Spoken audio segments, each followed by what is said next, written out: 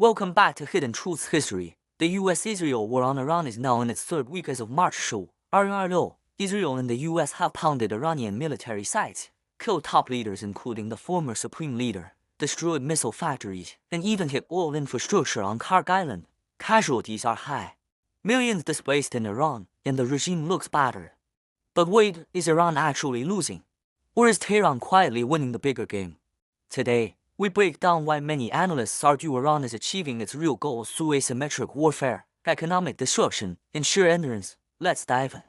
First, understand the mismatch in goals. For the US and Israel, victory means regime change, destroying Iran's missile program, navy, and nuclear capabilities, or at least crippling them long-term. For Iran, victory is simpler and more realistic: survive, keep the regime intact, prevent the popular uprising, and make the war so costly that the attackers eventually back off. As one expert mapping account put it, Iran doesn't need to win battles, it just needs to outlast the coalition. No signs of internal collapse yet. Despite losing key figures, nationalism is actually rising in Iran, framing this as a war on the Iranian people. The real game changer: closing the Strait of Hormuz. Iran has disrupted this choke point, carrying by of global oil. Prices have surged past $100 到$120 per barrel, with fears of $200 if it stays shut. US strikes on Kharg Island and other sites haven't fully reopened shipping. Tankers are rerouting, insurance costs skyrocketing, global inflation fears rising. This hits the US economy hard, rattles allies like Europe and Asia, especially China, Iran's top oil buyer, and pressures the coalition politically.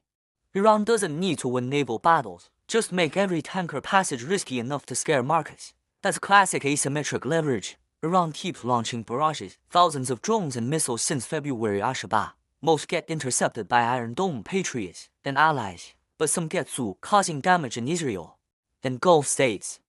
Hezbollah's northern front ties down Israeli troops in Lebanon, creating buffer zones but at high cost. Proxies like Houthis and Iraqi militias at pressure. Key point: Iran produces cheap drones, $1,000到$10,000 each, faster than the West can replenish expensive interceptors. Reports already warn of US-Israel running low on missiles. Prolonged attrition favors the cheaper side. Geopolitically, Iran gains too. Russia and China provide indirect support: satellite intel, radar tech. Without direct involvement, all shock benefits Russia. China gets a proxy test for future scenarios. Global opinion: Gaza sympathy Jao Pain shifts narratives against the US, Israel, and parts of the world. No quick win means domestic US support wins. Younger generations especially question another endless war. So is Iran winning? Not militarily. US-Israel hold their superiority and keep degrading capabilities, but strategically. By making the war too expensive, too long, and too disruptive, Iran forces a painful stalemate or negotiated exit. This isn't over. The next weeks will decide if endurance pays off. What do you think? Is Iran outsmarting the coalition? Drop your thoughts below, like if this helped, subscribe for daily updates, and hit the bell. Thanks for watching and stay informed, stay safe.